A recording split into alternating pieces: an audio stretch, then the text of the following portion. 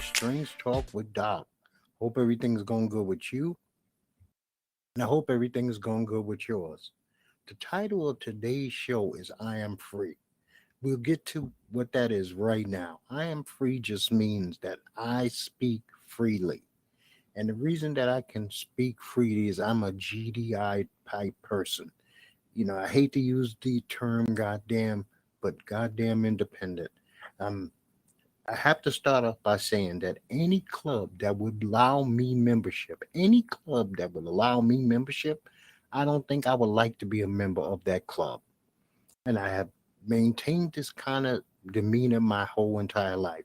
Now, this is quote unquote a term accredited to Groucho Marx, but it does resonate with me and my life. And just to let you know what I mean by that, I cannot be a member of any kind of club. I could not be a frat brother. I could not. First of all, they would have a doctrine that you would probably have to adhere to. I can't imagine somebody telling me that I should love and care about another individual who I might not like just because we've been through some common shared things. I could not love anybody who abused me. If there was any hazing involved, and that's not a chance that I was willing to take to be hazed, I was offered a chance to pledge when I went to NYU, but I chose not to. I could not be in any brotherhood. I could not be a member of any lodge. I could not be a member of any Masonic temple. I could not be in a gang because they have rules and regulations that are here and going to give you codes, languages, and things where there's no freedom within that gang. I can't be a member of a church. There's a doctrine, there's a leader, and after a while, you're no longer free. Now, I'm going to go back to all of these frat, clubs, brotherhood, churches. You are going to use terminology that was fed to you by the leadership. And it's going to start, you're going to start saying things like pastor said, big brother told me. And this is going to be a part of your daily speech. And you are no longer free. You are actually beholding to the person, and you put them in a position where they are your leader and your teacher. Now, I do believe in a street code. I believe in a hood code. I believe that they exist. But do you have to adhere to every word of it? No, I'm free to know right from wrong. I know when somebody is doing wrong and I judge them accordingly. It doesn't mean that I speak to the law or anything like that. No, but I know right from wrong. I thank God I have never had to be a member of NA or AA.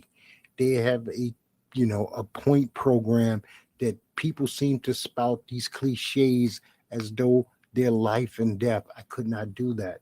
I have no true political affiliation, especially in this day and age. I judge each candidate on their merits because you got the Republicans and you got the Democrats, and it seems like it's red and blue, it's Bloods and Crips, and it's ridiculous. I don't believe in gurus at all. I don't believe that you need a guru to learn to do something as simple as meditate. So dogma is not a part of my life. I make sure that when I speak, I try to speak for me. I don't speak for anybody else. And see, that's freedom. Now, the club that I am a member of and most proud to be a member of, and the only club that I will ever be a member of, is society. And when you're a member of society, you try to do the best that you can to just be a good person. You know what? I try to keep myself uncut. I try to deal in realness because it's my life. And to a certain degree, it's my rules. Do I understand and abide by the 10 commandments? I do the best that I can. I don't covet what you have. I don't want to kill you. I don't want to steal from you. I don't want to bear false witness. I've always honored my parents. So I do the best that I can to live within that parameter. I am not an elitist. That is not why I cannot be in a club. It's not because I'm elitist, I'm better than anybody. I'm the worst of the worst. And that's why I said any club that would have me, I'm not willing to have them. So it has nothing to do with me thinking that I am better than some club. These people, some of these clubs save lives, and I understand that. But everybody can't be the same. We all can't hold to the same standards, and I cannot abide by standards that tells me to do things that go against my nature. And to tell me that I have to love somebody for no apparent reason is against my nature. I'm a calculated person. I think about who that person is to me, what kind of harm or help that they want to be to me, and then I evaluate them. I don't evaluate people on color. I don't evaluate people on their educational status, their financial status. I actually judge a person by the content of their character. It's a hard thing to do, and a lot of people don't do it. And I consider that to be free. That means that I have freedom. I have freedom of choice when it comes to individuals, peoples, nationalities, music, my likes and dislikes. And I think that a lot of people should take the time to really say to themselves, how free am I? If you are quoting another human being all day long, now I'm not saying don't quote your good book. Quote your good book as much as you possibly can. You might edify somebody. But if you're quoting deacon, elder, big brother, you're not even speaking for yourself anymore. You have lost yourself inside the words of another human being. And for that, I say that you are in a form of bondage and you need to find a way to release yourself from that form of bondage ASAP. Now, let's move on with the regular show. And I thank you and I appreciate you for listening to that. So we had Hurricane Hilary hit California and the Baja Coast. Now, they were saying this thing was going to be catastrophic. I thank God that it was not catastrophic. People of Southern California might not experience a lot of rain. They might not experience a lot of floods, but people from other cities, we flood like that all the time. We get downpours like that all the time. The meteorologists out there are clowns and jokes. They sell horror. They sell horror to the people who tune in to hear realness, people who tune in to actually hear, who don't understand and trust. Meteorology is basically carny work. I mean, I don't even understand how these actors get on TV with a straight face and act like they know what the nature of the weather is going to do when they're wrong so many times. Like I said, I'm just glad it wasn't what they called it to be. I don't know if they do this to pump up sales for supermarkets and gas stations and grocery stores, because when you cause widespread panic, that's what people do. They go out and they hoard stuff. They go buy more food than they would normally. They put themselves in debts. And so the only people who benefit is big business. And mom and pop stores benefit too, but the general public does not benefit. Anytime you panic people, there's no benefit in that to the panicked individual. They only take loss. And we have nobody to safeguard, nobody who says, you know what, this is wrong. We have got to put a nip on this. I mean, I remember we were supposed to have a devastating snowstorm, right? And we wound up with less than 2 inches. But for 5 days, they pumped this snowstorm as though we were going to get 12, 13 inches and nothing was going to move. And we barely got a dusting. When I went outside, looked at my car, my windshield didn't even have any snow on it. It's ridiculous what they do to the general public. So Ron Cephas Jones died at the age of 66. Ron Cephas Jones is from that beautiful TV show on ABC, This Is Us. He played Shakespeare. He was Randall's biological father. He was in some great scenes. I believe he won an Emmy. I didn't know the man was only 66. I wish he rest in peace. Now, we did have a mass shooting. 3 were shot dead, 6 were wounded in a shooting at a hookah lounge in South Seattle. I don't know the particulars about this, but I feel bad that if you just go out to a hookah lounge and you want to smoke that garbage and you end up dead, you know what? We got to do something about that. And don't get me wrong, I'm the pro gun guy, but I'm not the pro murder somebody guy. And I don't believe in that. I think it's ridiculous.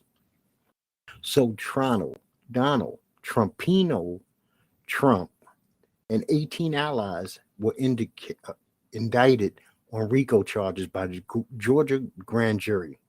He is charged with operating a criminal enterprise to overturn the 2020 elections in Georgia. His co-defendants include Rudy Dumbass Giuliani, and he faces 13 charges, and they could get 71 years in jail.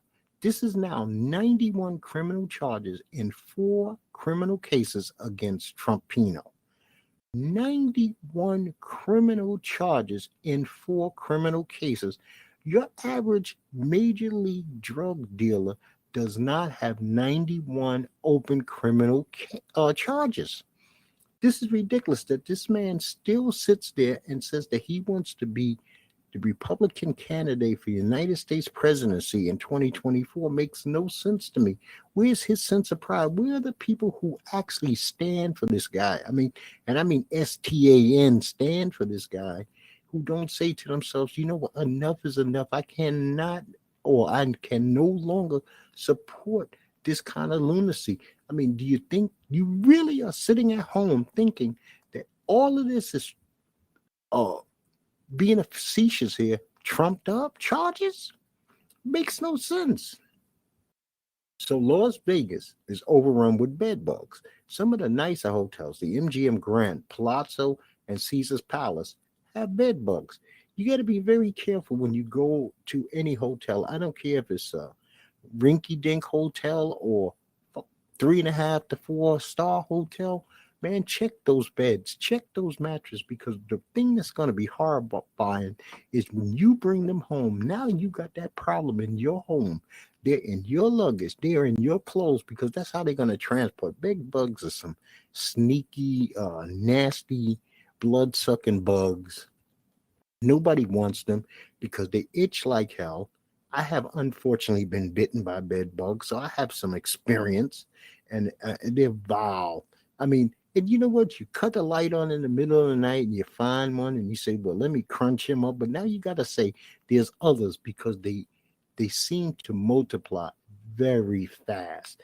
And because you don't initially feel them biting you, it's not until afterwards that the itch comes, that they could feed on you for quite a while. So be very careful wherever you're staying, if you're staying out of the house. I watched this program called Telemarketers, and it's naturally about exactly what you would think. Telemarketers, this company that was in New Jersey. It looked like it was a pure hellhole. It's a 4-part series, but only part 1. HBO is releasing them once a week. And I thought it was a very interesting. At least episode 1 was interesting. The Ultimate Fighter finished up. Now, I'll get to that later because it was involved on the Sean O'Malley Aljamain Sterling card. The Shy is off to one of the better seasons. The last season, I would have to say, is a very good season. This doodah is making enemies of almost every male cast member on the show. You could tell that it's going to end in somebody being killed. I don't know if he's going to kill somebody or somebody's going to kill him, but watching the story unfold has been very good. The Shy plays a lot of games because the writer of the show is a woman and she doesn't really fully understand how men tick. And that's quite obvious to me.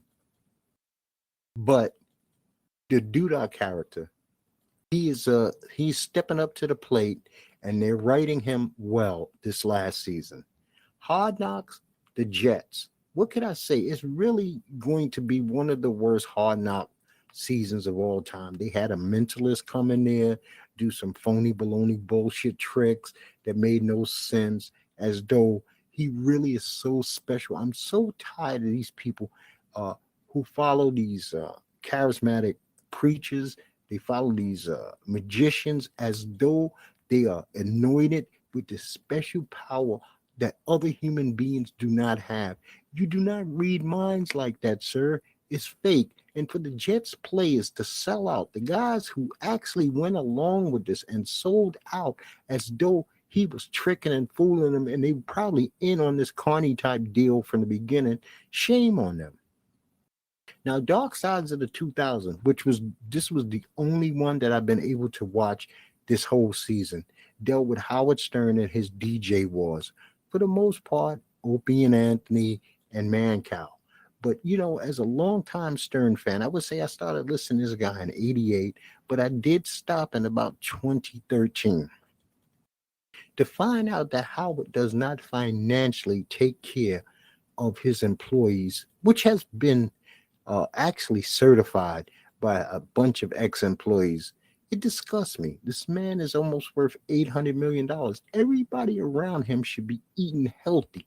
Nobody around him should be eating crumbs. Everybody should be fat off the cow. Every single person should be fat off the cow. And when I heard what he did to Scott Engineer and wouldn't even allow the man, as his wife was dying of cancer, to do a GoFundMe because he found it embarrassing to the show, but wouldn't kick in the money to help the man pay for his bills. Shame on you, Howard, man. As a longtime fan or ex-fan, since he went Hollywood Howie, I ain't touched him. I can't deal with Hollywood Howie. That's not who I liked. I liked the nasty, bitter Howard. Even if we find out it was just an act, at the time it was some of the most funny things that was going on anywhere on television or on radio. So we got this guy, Wander Franco. He's under allegation of improper relationships with 2 teenage girls. If you suffer or you have a friend, a buddy, a cousin, a brother who suffers as an adult male, giving improper attention to young ladies, 1, pull their card. 2, hope and pray that they get the help that they need. This is sick. There are girls, there are teenagers, then there are women. A man is for a woman. A man is not for a teenage girl. A man is not for a girl. And this is a dude making buku cash. He has like a guaranteed $100-something million contract, and he's willing to throw his entire life away because he has a sick predilection for young ladies. Now, I always state up front that I don't deal in gossip and rumors. Now, these are allegations. I did not make these allegations against this man. This is stuff that's out there. Sometimes it's too late after you've committed the crime to say sorry. This dude should have got the help he needed, man. Do you know that you can actually find young ladies who are of legal age? There are millions of them out there in the world. Legal age who literally look younger than they are because they look so fresh. Life has not beaten them up. You can date somebody who's 21, but she might look 17, and there's nothing illegal about that. But when you're talking 14-year-olds and 17-year-olds and you're 22, doesn't make sense, man. So we had the BMX Golf Championship this week. It's a part of the FedEx Cup playoff series. And congratulations to Victor Hovland. This dude shot a 61, which broke the course record. He played some hell of a golf. He fended off Scotty Scheffler. And you know what? I like Victor Hovland. If I was in Vegas, and I bet this tournament several times while I was in Vegas, he would have been one of the guys I would have actually placed money on. So I would have actually won money on Victor. And what happened is this is the second of the 3 rounds of this playoff tournament. So now we have the top 6 Ryder Cup qualifiers. And they are Xander Schauffele, Max Homa, Brian Herman, Patrick Chanley, Wyndham Clark, and Scotty Scheffler, which pushes Brooks Koepka out of the top 6. I am so thankful to these 6 men for moving this man out of the top 6 because I did not believe, and nor do I feel in my heart, that any live player deserves to be in the top 6 of a PGA qualifying tour to represent the United States of America at the Ryder Cup. So good for them. Now, next week, starting Thursday through Sunday, the Tour Championship. This is the top 30 golfers in the entire world. If you never watch golf all year and you want to see the cream of the crop, this is the time to do it. It's the top 30 guys out of everybody on tour, as far as I'm concerned, and as far as basically the world is concerned. And they're playing for massive money. You know what? I'm going to be there all 4 days, and I'm going to hope that they play the best golf that they all possibly can, because that's why I watch it. I want to see the best of the best play at their best. You don't watch pros so they can look bad. I watch pros so that they can shine. So Spain won the Women's World Cup. They beat England. Congratulations to Spain. I'm not going to sit here and lie and tell you I keep up with women's soccer, especially with the USA ladies long gone. This weekend, we had Sean O'Malley defeat Aljamain Sterling with a second round TKO. So Sean O'Malley has arrived. Sean O'Malley has a belt. Sean O'Malley can no longer say that I am just a brand, a hairdo, and an up-and-comer. He has arrived. Zhang Weili, one of my favorites, defeated another one of my favorites, Amanda Lemos, by unanimous decision. It was pretty much a blowout. Ian Mikado Gary defeated Neil Magny by unanimous decision. This Ian Gary is an arrogant young dude. Neil Magny's an old grizzled vet. I am not appreciating Ian Gary acting like he's done something as of yet. I can't wait till he actually gets his feet on the fire and somebody tests his ass. You know what? That'll be a good thing. Mario Batista beat Damon Blackshear by unanimous decision. Now, Mr. Blackshear just fought a week ago. So, you know what? For him to go, he blew somebody out last week. This week, he actually had to go to decision. Marlon Chico Vera defeated Pedro Munez by unanimous decision, and Brad Tavares beat Chris Wyman by unanimous decision. I didn't understand a lot of how Brad Tavares fought this fight. Brad Tavares knew that Chris Wyman's legs were compromised. Every time he kicked him, he hobbled him. But why he didn't continue to kick him to the point where this could have been actually a TKO, I think that Chris Wyman needs to reevaluate his fighting life and career, and maybe just go on to training, get in the booth, do whatever he has to do, because his legs are going to be compromised for the rest of his life if this continues. Gregory Rodriguez defeated Dennis Tulalanen by first round knockout with an elbow. I mean, this wasn't even close. Gregory mounted him. His wrestling skills was on point. It was a beautiful thing. This was not in question. You knew it was going to be, this fight was not going to last long. Kurt Hollabon defeated Austin Hubbard via second round submission. He triangle choked him. Now, what was so beautiful about this triangle choke, and this also won Mr. Hollabon the Ultimate Fighter Lightweight Championship. It was a triple submission. First, he had him in a rear naked choke. Austin got out of it. He rolled over. From there, he was put into an armbar. He got out of the armbar, which led him directly into the triangle choke, which ended him. It was great. Brad Katana defeated Cody Gibson for the bantamweight title of the Ultimate Fighter by unanimous decision. These two guys went at it. This was a damn good fight, man. I did not expect Brad Katana, who I have rounded on many times, to literally stand up and fight for 3 rounds. And he caught Cody off guard with his willingness to pug it out. He didn't try to take him to the ground. He didn't try to make this an ugly wrestling match. He said, I came to fight, and he did. And so for that, I congratulate him. Actually, Cody and Brad both deserve uh, a chance to fight in the UFC again, especially Cody, because Cody looked like any typical two UFC fighters. It didn't look like two dudes from the Ultimate Fighter, even though they both were vets. Andre Preskovich defeated Gerald Murashan by a split decision.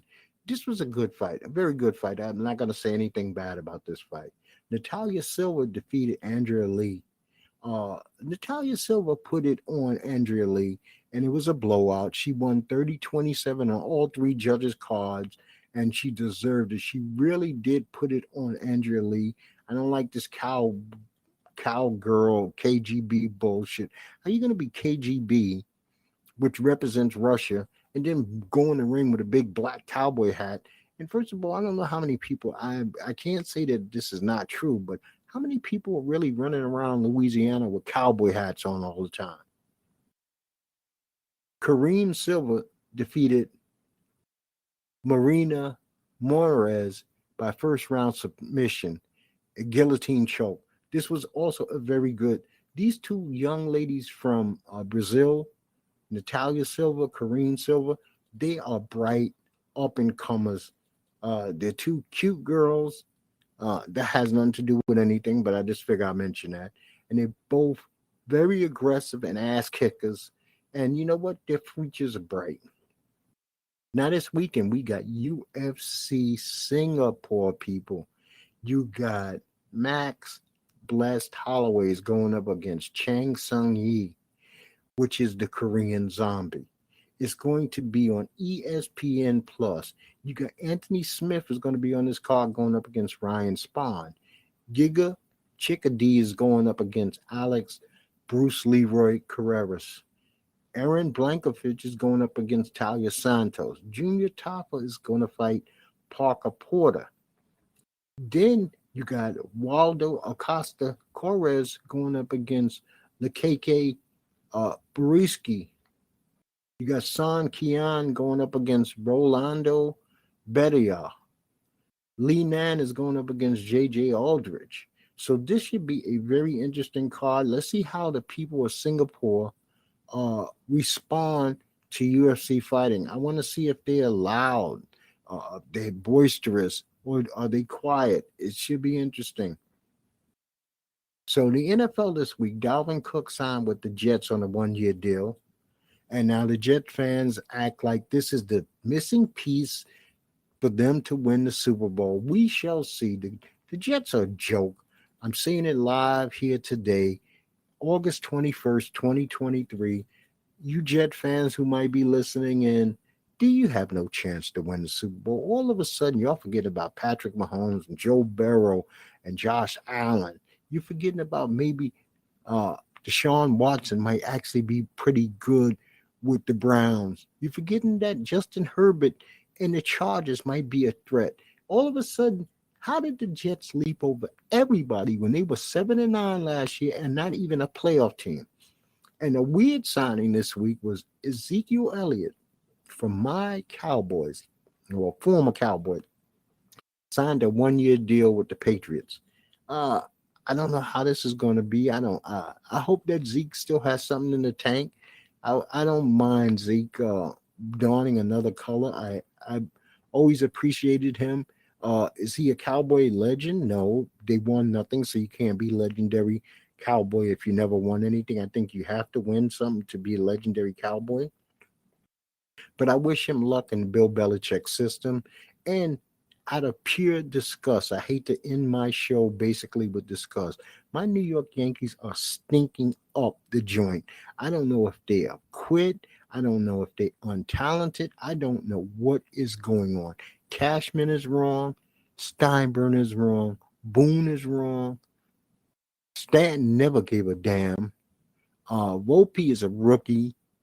Judge missed too much time. But for the Yankees to be on an 8-game losing streak where they are barely scoring runs, I mean, they scored 5 runs last night, which to them is like scoring 50 runs lately. I mean, they have 1 run, 0 runs. I mean, they're a joke. The New York Yankees should never, ever be a joke. New York Yankees should be a premier team that represents the MLB at a high standard at all time.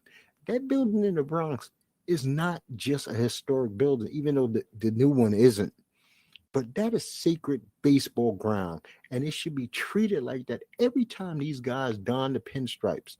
Every time a Yankee player takes the field, they should be out there to win. Nothing else to be said about that. Do whatever it is that you have to do to be free. Even if you are a member of a group or a church or a club or a frat, make sure you still keep some of your integrity. Not what is being taught to you, not what is written down on paper, not what is expected of you, but the stuff that is built inside your heart, which you have been taught as a child. Don't throw it away for just the doctrine, dogma, and rules and regulation of whatever club or society that you belong to. It is not fair to you. It is not fair to your soul.